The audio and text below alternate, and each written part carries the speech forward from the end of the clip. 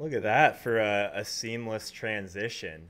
We got Manny on the stream. I think this is the first time we've ever had Manny on. I just had Hodge on for the first time last week. Manny, let's hear if people can actually even hear you. Hopefully, I did this right. How you doing, man? Hello, hello. Can you hear me? Does this work? I think it works. I'm gonna turn you up a little bit, but I think we're golden. Thanks for the raid, my friend. I've Cool, been man. checking out your stream most of the morning. Dude, these morning streams, like our somewhat afternoon streams, are kind of relaxing, man. I like this. I might rather do this than just stick around until after lock and all that. This is kind of It, nice. it, it feels like on Sundays so much pressure, right? Or Saturdays now Oh too. yeah. It's just like, hey, well, Joe, I need the plays, and if I don't win, you suck, man. So like, give me now, please. It's like, no, I just relax, I kick back, I just review, really, right? Just interact, have fun. It's cool. It's Yeah, cool. man. What you were just saying about how you don't want to do pre-lock NBA shows, I feel the exact same way. That seems like an absolute nightmare. Like if you're Right. playing some of these sports and actually like trying to make decisions with news and stuff like that, especially something like NBA, like I don't know. I'm not super interested in that. I'm like kind of like you. I'd rather just like review things the next day and hopefully like help people in Discord make some good decisions, right? So For sure, I'm for with you sure. there. I think it's more of, and this is just my way of thinking, right? It's more the strategy piece, the strategy talk of it. I enjoy it way more. It's just like I don't want to be that guy to be like, I think you need to play LeBron James today. Well, duh, Manny. Like, yeah, right. Yes, play Harden every time, and the Celtics value or whatever it is every time. Like, yeah, that's normal. Okay, I man. like the strategy part of it. That's just my thing. Well, thanks for jumping on. I know you kind of wrapped up NFL today on your stream. I'm still kind of undecided on how the NFL week is going to go for me. This is a weird week for me, man. Normally, at least the last 2 years, I've kind of won all the money on in the division round, and then just took this slate completely off, this two-game slate. So um, update, I did not win all the money last week. So we'll talk about that, of course. But yeah, do you normally avoid some of these two-game slates? Like this championship round thing is going to be a new one for me. Maybe I'll just fire at some showdown. Who knows? I'm still kind of Yeah. deciding. For me, it's just I don't usually play the two gamers because I feel like I have to play a lot of bad players, and you know me, man. I hate playing garbage players. That I can't go down into the Jarwin territory and start thinking I'm gonna make good decisions from week to week. So maybe I'm just bad at it. Maybe you guys are, and it's fine to say you guys are way better than me at playing two gamers. But for me, it's just like I can't do that, man. I can't. You are not going to like some of my exposures if that's how you feel.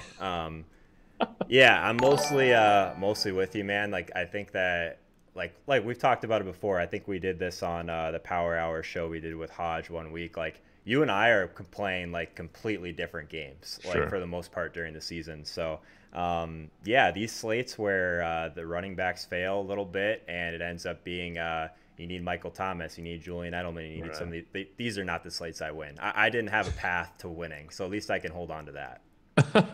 By the way, so I'm getting some messages on Twitch chat acting up, right? I Really see it kind of acting up. Some people can't chat. It happened through my stream as well. weird. Um, Kind of unfortunate. I think we're gonna miss a bunch of messages. At least I Okay, think we are. good to Uh, know. Many of I think it's a Twitch thing. It's not just your chat. It's the entire Twitch. I think Twitch chat is down from a lot of people right now. So Good to know, we'll man. still go through it, but I'm just giving you a heads up if you didn't know. Yeah, good to know.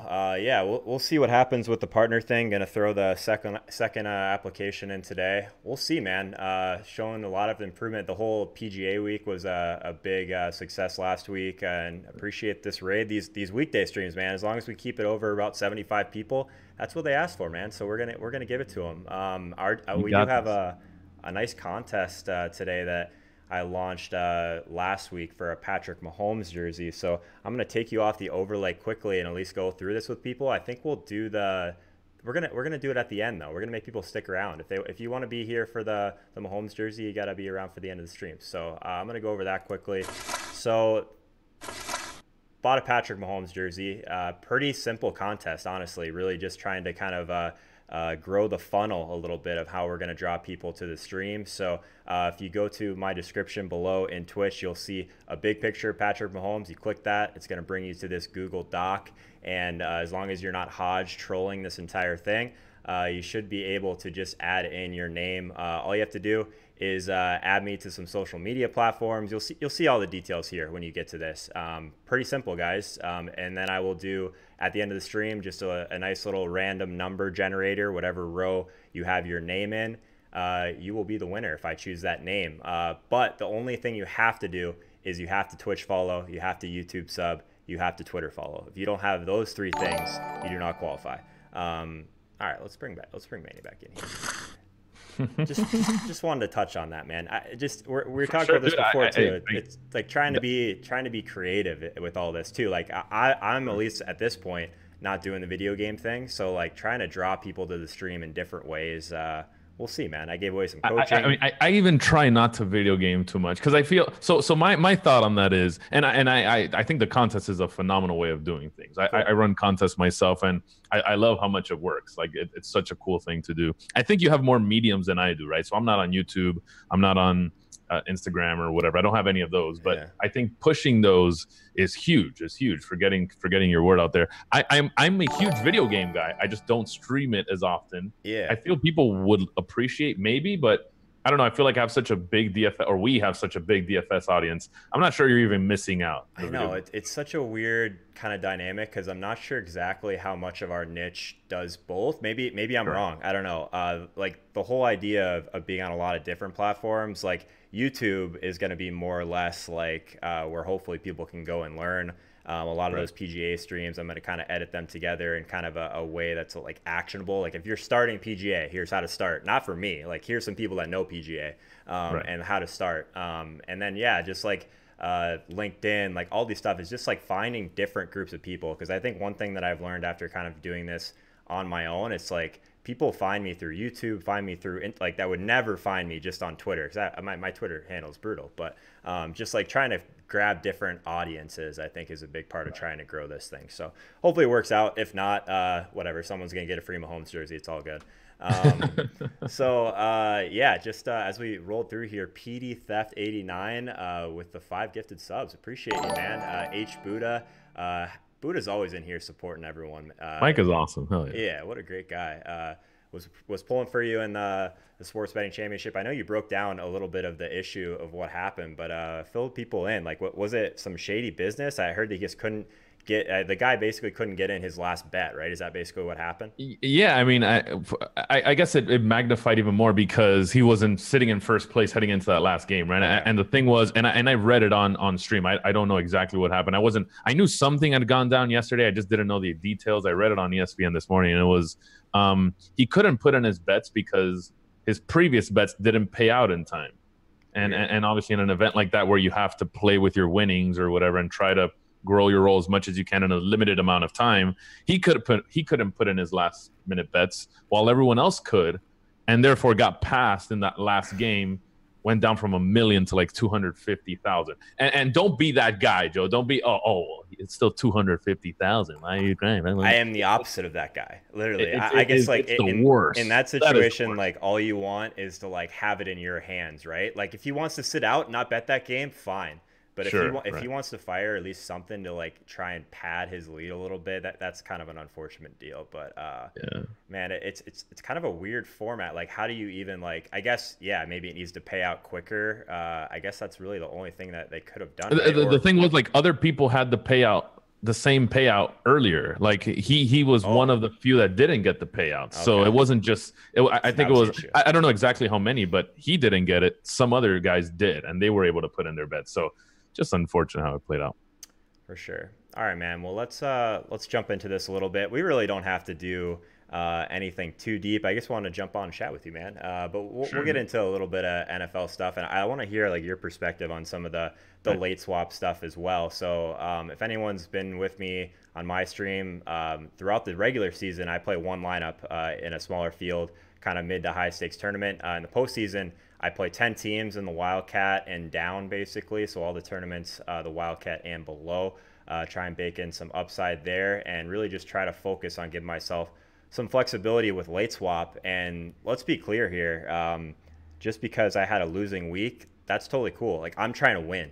I'm not trying to cash these, not this time of the year. I think that my approach is so different in the postseason than during the year. Like I get aggressive with swaps. I'm sure you feel the same way. One question before we even jump into that I did want to ask you though, Manny, is like when you're trying to juggle 150 teams and late swap and make sure your correlation and stuff makes sense, like how exactly are you going about doing that? Like I know Cruncher, like Hodge has been telling me, Cruncher's got, I didn't even know they have like this re-crunch ability to where you can actually like re-optimize after things have started. That's pretty cool. Is that something you're doing, or are you doing more of like some hand tweaking? Like, I'm just curious how you even juggle that many teams. Yeah, so it's obviously a tough thing to do with a ton of lineups, and it's not just a ton of lineups in one tournament. It's the same amount, or maybe 50 or 60 in other tournaments as well. So it's a ton of lineups so in total I have closer to 600 different entries. Doesn't that terrify you, not having all those in the millie? I wish I could have them all in the millie, right? I would be so scared just to like, what if you had like your 20 max team go off and it's not in the big tournament? I mean, so I can't join anymore in the 20 max. If not, I would. But yeah, no, it's unfortunate. There's also times where it does happen, right? Where your best team is like your 15th lineup or something. And then that's what I'm saying. Those are days you have field days, right? But it's a good question because I obviously use tools to make most of my lineups. When you're running that many entries, it's impossible to do them by hand. Right. Although I saw someone do it by hand the other day. He said he made 120 teams by hand. How many CJ Anderson teams did he have? Mind-blowing. But so yeah, I use a late swap feature that's now on Fantasy Cruncher, and I've talked about it before. But the settings that go into everything, because all it does, it still uses your same settings you use to kind of create the lineups. Okay. I've studied settings and limits and rules for the longest time, not even before I started the stream. So I've been playing as for a living for years now, and now I'm just on stream doing the same thing I've been doing off stream, you know? Sure. So it's a lot of work that kind of went into just knowing every single setting that kind of makes every lineup perfect. And you finally get it to a point where you have everything down packed of what you want to do with your lineups. Like if you didn't want to run a running back with another running back on the same team or on the opposite, whatever rules you want to put in, I kind of make sure I have that all down packed before I make my lineups. And then late swapping is just literally making more lineups as the games go on, or kind of switching lineups, which is pretty much all automatic with the features on Fantasy Cruncher. So it's more just honing in on what the settings are and making sure I have everything perfect before I create and then late swap some lineups. That's cool, man. Like it just seems like so much work. Like we're at some point before MLB, we'll have to have you back on, because I'm pretty interested in actually, like, MLB has been pretty similar for me. Like maybe I'm placing too much on like making sure my correlation's perfect. I just haven't really dove into the MME side of things in some of these other sports. So we'll have to get you back on for that for sure. For sure. Are you doing like groupings and stuff like that too before we jump into kind of the review? Like I guess I feel like that's how I would probably approach it, like trying to make sure at least I have some groups in place. Yeah, so it's not, so you can do it a few ways, right? You could do groups, or you can do just a team stack features where you just want to say, oh, I want to pair my quarterback with a receiver or running back. Oh, well, there you go. No matter who it is. But I think groups work better if you want to be an advanced player. Like if you want to be a top tier player and take DFS seriously, I think groups would be the way to go, because you have more control of who you stack with your quarterback, right? Like just because you say I want a receiver and a running back, or one of each, or one of two with my quarterback, doesn't mean you're going to get Amari Cooper with him all the time. You could get Cole Beasley and right. Blake Jarwin or whoever. It still fits the rule. Okay. It's just probably not who I want in the game stack, you know? So I like groups a little more because of the control it gives you. I feel like if you have the time to put it in and create those groups every week, you can make a killing, I think. And I think there's still probably a big edge in that sort of thing if you're putting a lot of time into learning how to use those rules and groupings like perfectly and just like more efficiently. Like there's so many people that are probably still like new to DFS that are just going in and hitting optimize for 150, and like those teams are never going to win. For sure, agreed. All right, so let's move over. I like to start on the contest dashboard just because I want to see where my leverage was on the slate.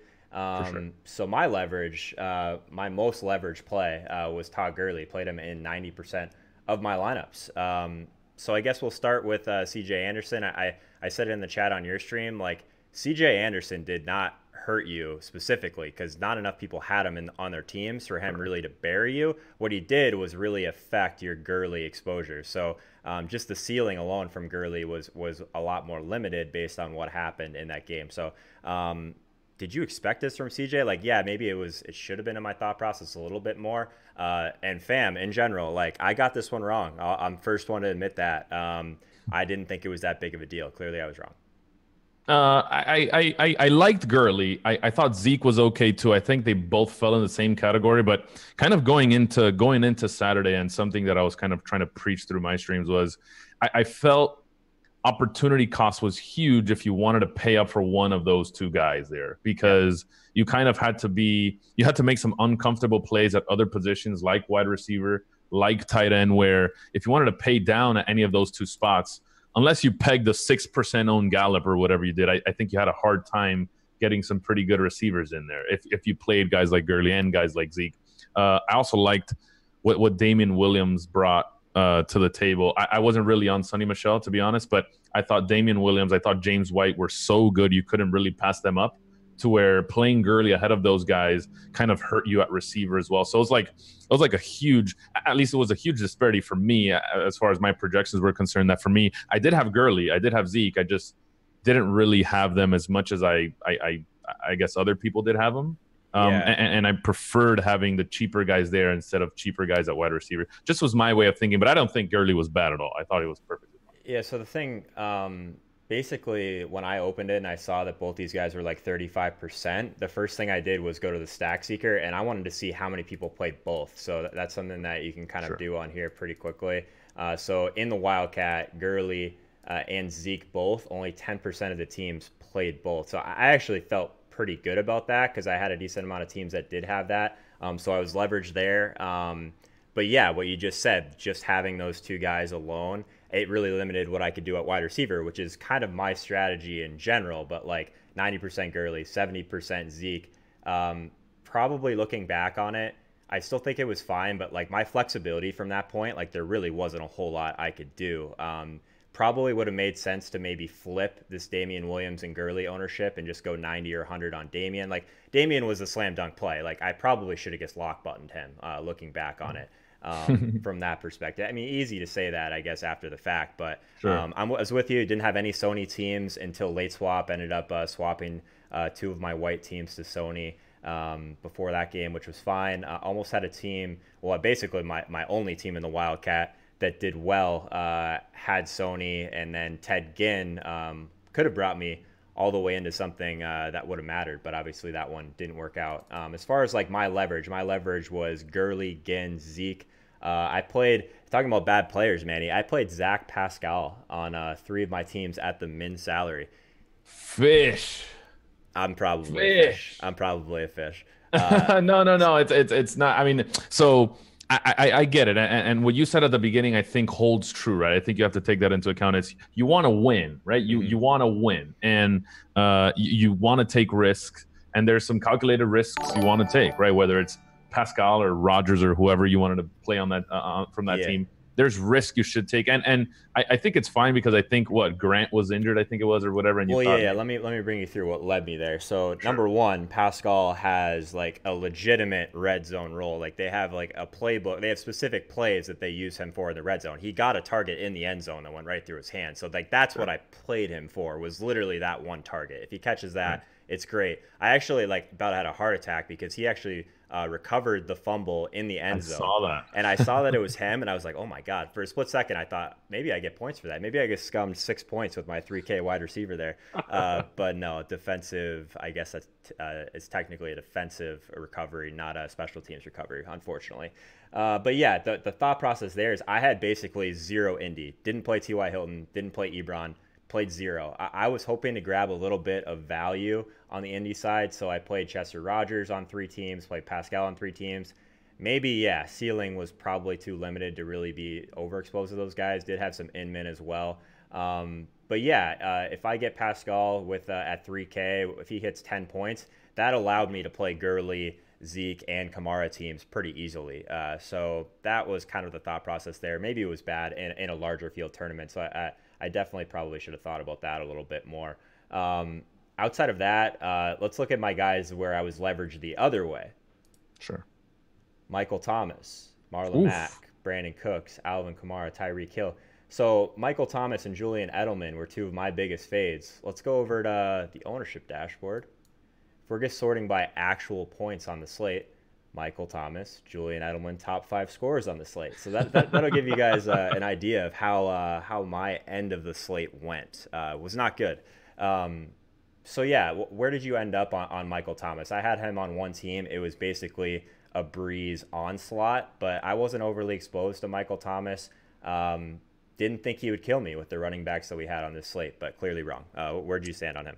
Yeah. So that was my thing too. I thought with the running backs that I went, and then kind of landing in the mid tier when it came to receivers, I thought I had a ton of Julian Edelman. I think it was my highest owned receiver. And I absolutely loved it. I'm golden. He had a huge game. I mean, unless Michael Thomas does something miraculous, there's no way I lose. And then next thing I know, he has 12 catches for a bajillion of yards and a touchdown. So it happened. I don't think it was a bad play necessarily. I was also on, say, maybe 5 or 10% Michael Thomas. I can't remember off the top of my head, but I had something ridiculously low. I had Kamara ridiculously low. I got a lot of heat for fading the Saints as a whole. And to be honest, I think that played out well outside of Michael Thomas, right? I don't think that was horrible. I had a lot, but like I said, like I talked about this with Proctor on Thursday, like the pivot game was clearly game number 3. Like no one wanted to play these guys. So like again, don't care if I get last, trying to get first. Like I moved some Breeze teams to Brady and Rivers stacks pretty instantly in that spot, and then tried to leverage Sony on some spots where I had like one-offs or maybe like a defense and running back spot. I wasn't playing Julian Edelman from the start unless I landed on him with Brady, which is what I did on that one team. Almost brought me all the way back. Actually, let's just look at that team in particular quickly, because it is right at the top. So this team originally in the top left, so Tom Brady, Zeke, Gurley, Edelman, Inman, Jeffrey, Gronk, Burkhead, Rams. Originally, this team had Zeke, Gurley, of course, and I believe it had a full Breeze stack, basically. So did I want to play Gronk? Absolutely not. So I actually told myself I was going to have 0 Gronk going into this. So it's just kind of a stack that made sense to me. I wanted to move. I moved up to a bunch of Sony, but this was also a white team originally. I moved him to Burkhead. So my thought process was here. I can't remember if it was this year or the year before. There was a guy that won the Millie Maker with a full Seahawks stack, but he didn't have Doug Baldwin, and Doug Baldwin was the most popular guy for that offense that entire week. So like when I'm thinking about these pivots, I was like, okay, like how can I stack Brady and be at least somewhat unique? So full Brady stack, Brady, Edelman, Gronk. Instead of White, I decided to go with Burkhead in case he sees a little bit more of the receiving role. In case he scores a touchdown, obviously he did score a touchdown, but still it's probably pretty thin. At least that was my thought process. Then give me someone in the late game with Jeffrey. Hopefully have some sort of hammer. But like Zeke, Gurley, Rams D, like I was already mostly dead. So I had to do something kind of unique here. But do you think that was bad moving away from Breeze at this point? I don't think a Breeze team even come close to bringing me back. No. So for me, I wasn't on Breeze to begin with either. So I don't think that was bad at all. I would have stayed with Brady. The thing with the roster construction is, I don't like really going over like 1v1s, right? Because 1v1, I could say that Breeze is better than Brady every single time. But is he truly a better play because of who you can stack with him, who he lets you fit into lineups? Like that all comes into play too, right? And for me, it's when you fit in, say guys you really like only because you really, really want them, it makes you play uncomfortable plays at other positions, right? So that's kind of how I look at it. And it's when you have to play guys like Burkhead and Gronk together, it's just like, man, really? Like Burkhead, Gronk, Inman, maybe. It's like whatever. Like I have 3 guys I love. Yeah, like I don't know, man. I think that looking back out of this team, had a decent idea at least behind it, but probably didn't have enough upside to get to the top. Another Breeze team I ended up moving away was my only Rivers team. Let's see if I can find that one. So Rivers, same thing, man. Like I had Gurley and Zeke together on here. Like I had to make moves. I had Gurley, Zeke, and Kelsey and Rodgers on this team, and Pascal. So this I didn't have a ton of flexibility here. This was a Breeze team originally.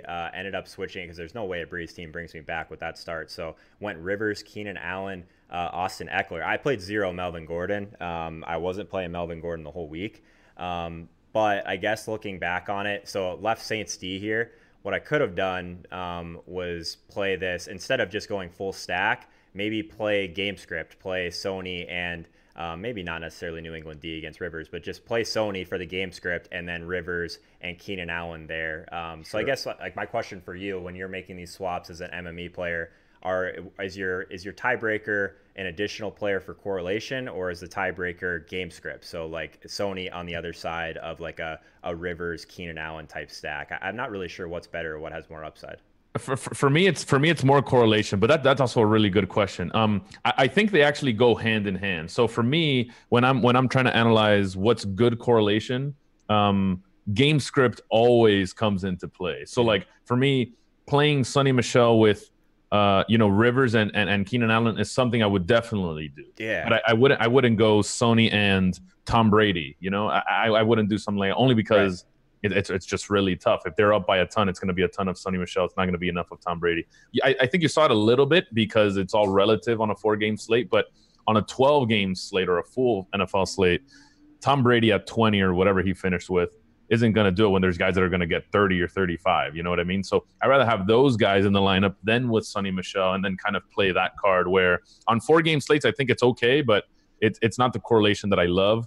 But to answer your question, I think correlation and game script have to kind of go together, which is why mentioning groups in the beginning of the stream was important. I think with groups, you're able to get that pretty much as much as you want, as controlled as you want.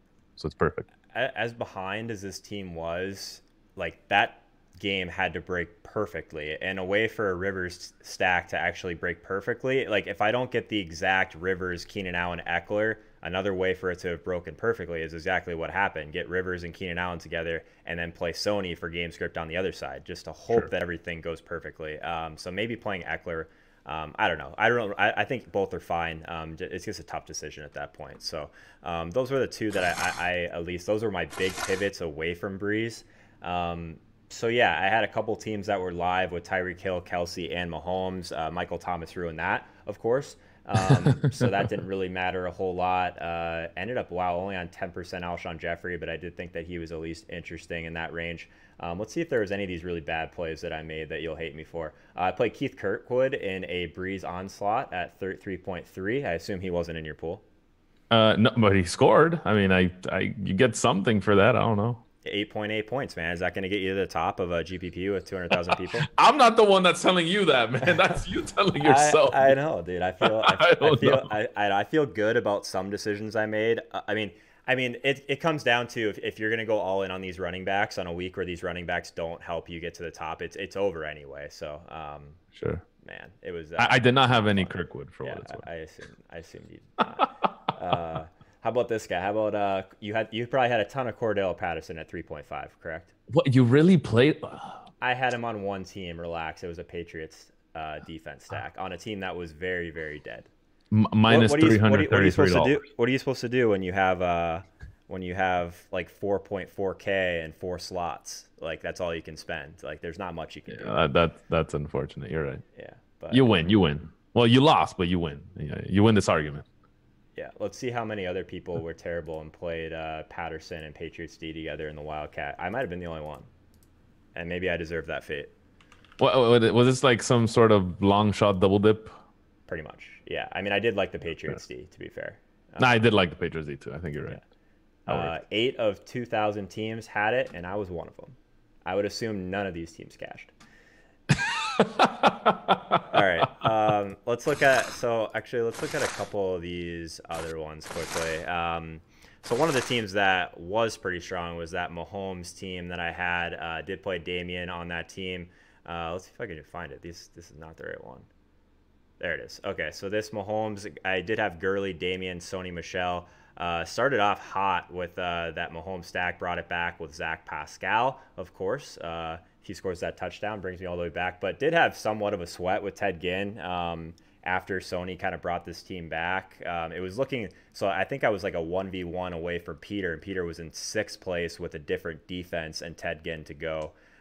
So I guess the big question I had was staying on Ginn. I think I was in 12th place with this lineup before the last game with only one player to go, obviously, and there's a bunch of people not too far away with more PMR.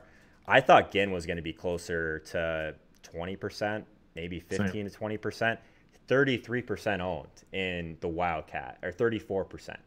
That was probably, I guess got that wrong. I didn't think he'd be that high owned. Was staying on Ginn at that point of the, like, I honestly think that if Ginn would have caught one of those deep balls that he had, like he might have like been top 5 in air yards on the slate. That guy, I guess, had some deep targets. It just didn't connect, which I'm fine with. But, was he fine to stay on when I knew I wasn't passing Peter? Peter had 4,400 in his lineup, and there's a couple other guys that for sure had him as well. Should I have moved to, the possibility of someone like Traquan, maybe he takes those deep targets. Like it just seemed like so much hoping and praying that ultimately I stayed on Ted Ginn. Was it bad? I guess. I don't know if it was too bad. The thing for me too is that you really can't project people behind you either, right? So it's like you're gonna get off Ted Ginn when someone behind you might have Ted Ginn and Michael Thomas or something. I don't know, you know. And it's like how do you block? You can't really block him, and he's almost a lock to pass you too. So it's like you're gonna pivot off to maybe a worse play, because I thought Ted Ginn was pretty fine too. Yeah. You're gonna pivot off to maybe a worse play only because you want to catch maybe 1 or 2 or 3 or 4 guys in front of you, where guys behind you are certainly going to pass you, probably with Ted Ginn as well. So for me, I think late swap can cause a lot of problems. If it's really hard to be perfect in late swap, to be honest, and it's not even. I struggle with this too. It's just play the best play. I get it. People want to just late swap for the win, but I think you could do that more in 10-man fields or winner take alls or something. I think that's more suited for that, where you can pass the 3 guys in front of you. Maybe you make that swap correct, but the guys behind you are almost going to pass you for sure. And what if Ted Ginn does outscore whoever you late swap to? Then you didn't just lose to Pete in front of you. You lost to everyone behind you by a lot more than what you would have lost had you stayed on Ted Ginn too. So I think there's probably more downside than upside when doing swaps like that. But I don't think it was a bad choice. I was on Ginn as well. Man, people are absolutely roasting me in the chat right now. Joe needs to watch lineup study. Hey, I'm with you, man. Manny's on here to piece through one of my worst weeks of the season, so it's a really good time. I will say that there have been weeks this year where it was very profitable to be on some of these running backs and be very heavy on them. But yeah, man, Zach Pascal was bad. What do you want me to tell you? It happens, dude. It happens. Hey, we all have bad weeks, man. We all have bad weeks, and nobody's perfect. If we were perfect, we'd be quadrillionaires. I'm not a quadrillionaire. Neither are they. So, chat, man. Yeah, I mean, I guess I love your chat too, but no, it's all good. I love Bobby; he's a good guy. Anyways, yeah. So I mean, I said it before. Like 2's a fluke, 3's a streak. Didn't make it a streak, so 2 was probably a fluke. It's all good. January 13th, still a very good day in my life. The last 2 years, it's not so much 2019. Man, there's really not a whole lot else I really wanted to touch on. I did end up moving away from some of Michael Gallup. He's your boy, right? Oh, please, man. I should buy like a hate Gallup poster and just post it behind. They want a poster on my wall. I don't know what to put there yet, but Michael Gallup with a big red X on him sounds like a perfect idea. Yes. As far as like the really thin wide receiver plays, like he was the guy. Wait. Time out. Can I ask you what your honest thoughts on air yards are? Just give me forget what I think. Just give me your honest thoughts on air yards. How much do you dislike, or are you? I don't. Do I use air yards just air yards? Not at all. I like Whopper quite a bit because it actually takes into account target share. It's more of a volume metric than I'm just going to play this guy that gets deep targets metric.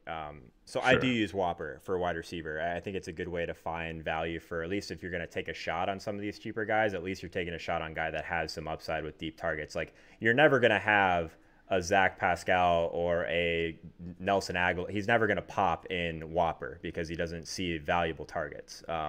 So like, I think it's a great way to find upside, but yeah, am I making decisions solely based on that? No, absolutely not. But I don't, my roster construction and small field stuff like doesn't really lead me towards some of these elite like volume guys usually anyway. So like I have to kind of scrape the barrel a little bit and try and find upside in different ways. Because my thing is, obviously a lot of our audience follows Silva and Levitan and all these very sharp guys that use all these intricate statistics, right? And for me, they come into the chat and then it's like, well, Michael Gallup air yards and so I'm going to just play Michael Gallup for the air yards, or he's the king of air yards. And then he finally does have a good game and everyone's there roasting. It's like, you see, air yards are real. Yeah, I mean, I guess, sure. 1 week out of the 20 that he plays, I don't know. Air yards are real. It's probably bad to chase it. I moved away from some Gallup just because, like, I thought there was similar upside in that price range in the later games, and at that point, I had no idea what was happening with Zeke and Gurley, so I just wanted to give myself a little bit more flexibility. Like, you can play Tyrell Williams and basically get the same kind of play in a later game. At least that was my thoughts. As far as like the intricacies of using a lot of different stats, like I like to tell this story because it's kind of, I think, perfectly like it like encompasses like my DFS career. So I have a finance background, at least in school. And like one of the first like technical analysis classes I did, They teach you like the very basics, like trend line, trends going this way, Sure. one line on a chart. And then you start going through, you start adding all these different things like MACD, RSI, all these other different things. And then you start to realize like, okay, like this is fine. Like probably don't need this. You take it off. You take something else off. And then when you're really good at technical analysis again, you're back to trend lines. You're just, you know what I mean? Like it's like a full circle. Like you come back and like it's simpler is almost always better with stuff like I that. agree. So I think that like if there's one thing like the data sheet that I give away to subs, like I try and really condense to just like a few things at each position that I think really matter. And I try and place more emphasis on like the line of scrimmage and pace, like how the game is going to go, like the offense, how are they going to do in general. I think that if you just like really kept it more simple like that, I mean, even in tournaments, like trying to figure out what teams to stack, like you would be a lot more profitable than if you were trying to figure out this guy's home road splits, if he has air yards in the first half versus second half, when his mother's like in the stands, like that stuff. Just it's a great I find that stuff fascinating, dude. yeah. I'm Like all about a all good the narrative. I'm all narratives. about a good narrative here and there, but come on, man. Like, come on. Okay, so Kittle trying to break the record, Kelsey trying to break. Those are narratives I do, right? Yeah, Not these made up narratives. yeah. I'll say one thing, like the incentives, like in contracts for real money. I think that stuff matters for sure. That's real. I Yeah. think that's real. Yeah. Sure, I think that's real. Definitely. All right, Steve Boyton with another gifted sub. What's up, Steve? Yeah, did you hear what happened with Steve? How he basically had, or he was watching the game. He's the insider trader guy. Yeah, Yeah. What is that all about? He was holding out on us. No, Steve. I told you, hey man, I'm your new best friend, dude. I'll gladly have lunch, dinner, whatever it was with these, or meet whoever it was that told you this. I'll gladly do that, man. That's amazing. I think we're gonna get. Maybe that's one reason to play this ridiculous 2-game slate that's coming up this week. Is hopefully Steve's just gonna let us know if CJ Anderson's gonna get the ball. That'd be good. All right, so I should probably do this contest here, but Manny, I'll let you go before that. Appreciate you jumping on, bro. Good stuff. I think we'll probably continue doing more streams directly after you. Just gonna mooch off of you as much as I can until we hit partner. How's that sound? Sure, man. By all means, I told you I'm up to help, man. Thank you for having me. Of course, these guys are great. And whoever wins the Mahomes jersey, man, good stuff. Good stuff. Congratulations. All right. Thank you for having me, Joe. Take care, man. Later. See you, buddy. Yep. All right, guys, it is time to finally do this contest. Actually, before we do this, let's jump back over to the actual contest info here. All right, if you don't get your kind of name in here in the next literally 2 minutes, you're going to miss out. But I will go over the contest and give a couple people one last chance to get in. So basically, if you follow me on these different social media platforms, you will put your name in here, the description, where I can contact you, and your row is your number, basically. So I'm going to do a random number generator. Let's see how many we have here. If we scroll down, a lot of people entered this. I like that.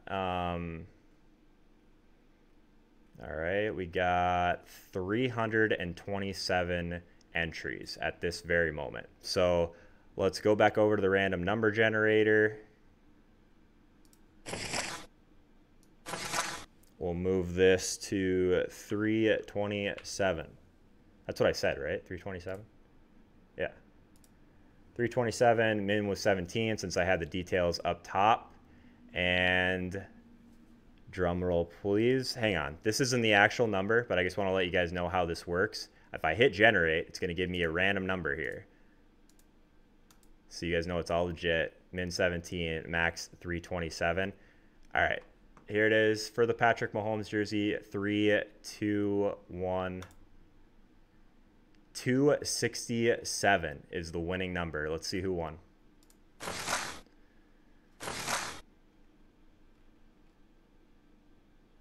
J.R. Steen 35 wins it with a Twitter follow. Congrats, J.R. Steen. Is J.R. Steen in the chat?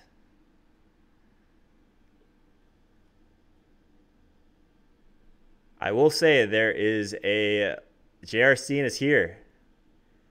J.R. Steen, congrats on the Patrick Mahomes jersey, my friend.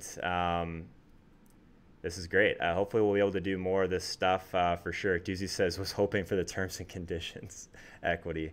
Hey man, I think this was fun. We'll continue to kind of do stuff like this. Just another way to try and grow the funnel. Hey man, hit me up in the Discord. I'll make sure that I can definitely get you this jersey ASAP. Looks like we still are having a few chat issues as well. But cool, man. Congrats on the Patrick Mahomes jersey. Get at me in the Discord. I'll make sure I get that out to you.